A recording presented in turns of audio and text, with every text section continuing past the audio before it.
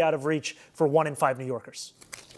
We have here the author of Congestion Pricing, and we have the apprentice of Congestion Pricing. We might I'm need the only candidate who's opposed to congestion pricing. Thank you. It has led to We might need to- storefronts we might need to closing place- because they don't have enough food. We have other quality of life move on, issues. otherwise we might have to place a call to 311 about candidates going over their allotted time. Okay, so we're going to move on to there, don't worry. We're going to move on to illegal parking plaques in many neighborhoods. Recently, Councilmember Lincoln Ressler released a study that found 450 vehicles parked illegally during the day in downtown Brooklyn, many with fake or government placards.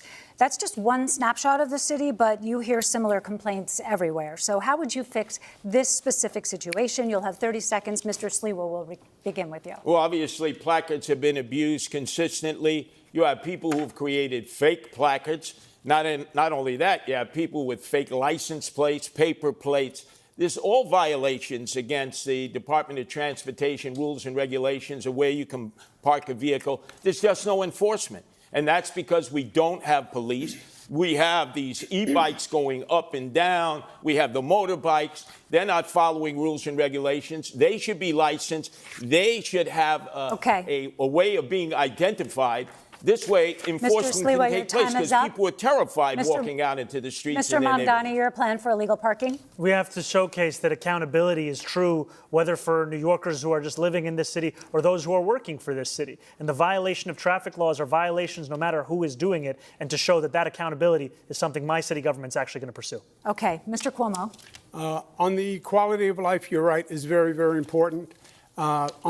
On the placards, I would make it simple. I would recall all the city placards and reissue only those that are bona fide, period, on day one. On the quality of life issues, the worst thing that could happen is if the Assemblyman's proposal for legalizing prostitution went through. That would be terrible for the quality of life. He also doesn't want to enforce misdemeanors. We're getting to that, That's Mr. assault, larceny, et cetera. That would be terrible. We're going to have time to address that. I want to be very clear. Not only have I never called for the legalization of prostitution, I'm not calling for that today either. And I also have never said anything about not enforcing misdemeanors. This is just yet another figment of Andrew Cuomo's imagination. The DSA, which you give your part of your salary to, that's their position: abolish jails, no new carceral facilities, don't enforce misdemeanors. And you're on the bill in Albany as a sponsor to decriminalize prostitution. The difference between myself and Andrew Cuomo, of which there are many, is that there is no one that is actually telling me what to do other than the 8.5 million people who call this city home. If you want my policies, you'll find them on my website. Who told you to legalize prostitution? Okay, we actually have a question. Andrew, you can't escape this. You signed the law doing away with loitering for prostitution. That was the law put forward by Jessica Ramos. Gentlemen, you started the prostitution in East Elmhurst, Mr. Sliwa, and Jackson Heights and Flushing. Mr. Sliwa, we have... And you want to add to it, which diminishes the quality of life. Mr. Sliwa, when I talk over you, nobody's hearing you, and we actually have a question on that. So we'll let Rosarina ask. And for this question, candidates, we want to come to Queens, where we know that prostitution has been an ongoing complaint. Mayor Adams formed a task force and ordered sweeps by the NYPD. But the situation continues, especially around the very popular Roosevelt Avenue. As mayor, Mr. Mamdani, how would you handle this situation? You have 30 seconds. I want to first be clear that I am not, and nor have I ever called for the legalization of prostitution. And if you are happy with what's happening on Roosevelt Avenue, then you should vote for Andrew Cuomo, because his policy is to continue the exact same ones we've seen under Eric Adams. My policy is to actually take on sex trafficking, to have a zero tolerance for violence against women, and to follow the advice of district attorneys that we have here in New York City, the current Manhattan DA, the former Manhattan DA, the current Brooklyn DA, the former Manhattan DA having said that prosecuting women for prostitution is something that actually leads to less safety. And what we need to do is provide an economy Mr. Mamdani, of opportunity. Just a quick clarification. So no legalization, how about decriminalization? I do not think that we should be prosecuting women who are struggling, who are currently being thrown in jail, and then being offered job opportunities. I think we should be actually providing those kinds of opportunities at the first point of interaction. Mr. Cuomo, your turn. Look, Bill de Blasio, the Assemblyman is a mini-me BDB, okay? He's Bill de Blasio light. He proposed legalizing prostitution. He didn't get it, and he just told the cops, don't arrest any more prostitutes.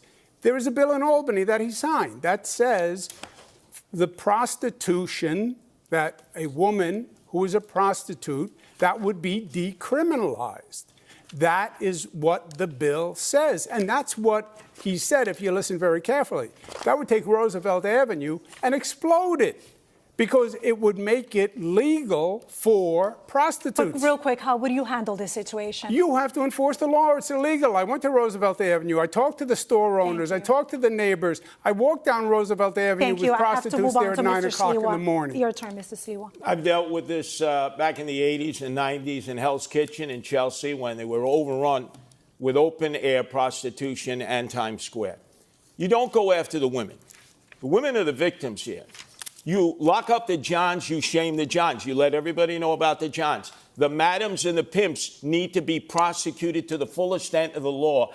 And these absentee landlords who knowingly rent their rooms, their apartments out for the use of prostitution, the Department of Buildings should come in, padlock the building, seize the building. Because many of these landlords live in Delray, Florida. They did back in the 80s and 90s when we did it in Chelsea and Times Square and Hell's Kitchen. And they're doing it again, and Thank you, there's Mr. no Sliwa. enforcement. That's why the prostitution We're going to go to flourishes in those Sally now. neighborhoods. Thank you, David. We're going to talk a bit about experience and beliefs. We've covered a lot of ground tonight, but we want to probe a bit deeper into each of your mindsets and how you'll approach governing as mayor. Mr. Cuomo, you have touted your experience on the campaign trail time and again, but you pretty squarely lost the Democratic primary to Mr. Mamdani, forcing you, a lifelong Democrat, to run as an independent. When you announced that decision, you said, quote, "When you get knocked down, learn the lesson and pick yourself back up." What lesson did you learn, and what do you feel it said about you, something you did wrong, something that you need to change about yourself? Yeah, I think in the primary campaign, I did not do enough on social media, which is a very effective medium now. I think the Assemblyman did do a better job on TikTok and social media than I did during the campaign, and that has changed now.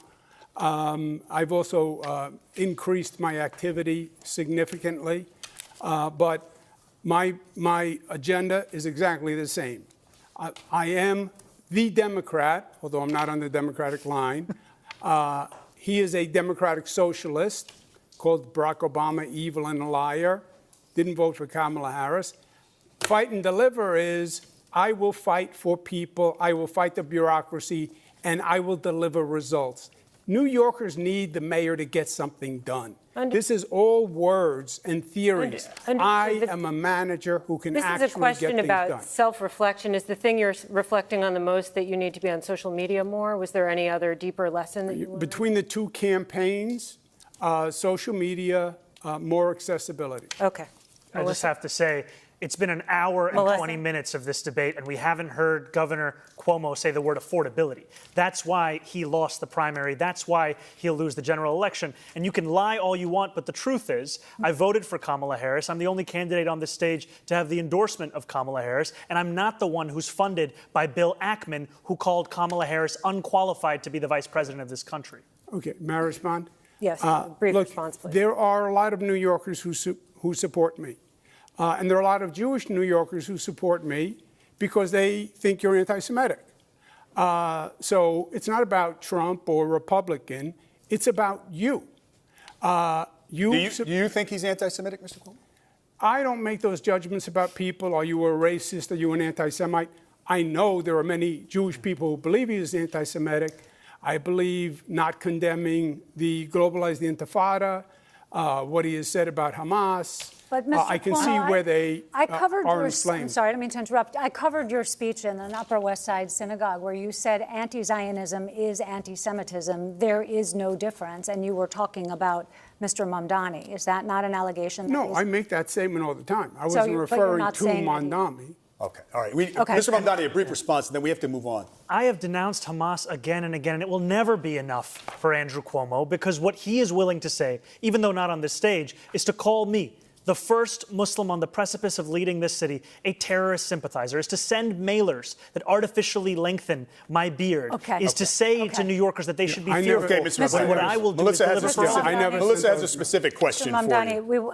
you are the Democratic nominee, and you're also a member, as we've been discussing, of a political organization that may be less familiar to New Yorkers, the Democratic Socialists of America, which believes in dismantling capitalism. New York City is the global headquarters of the finance industry. So how would you be the mayor of Wall Street and the DSA?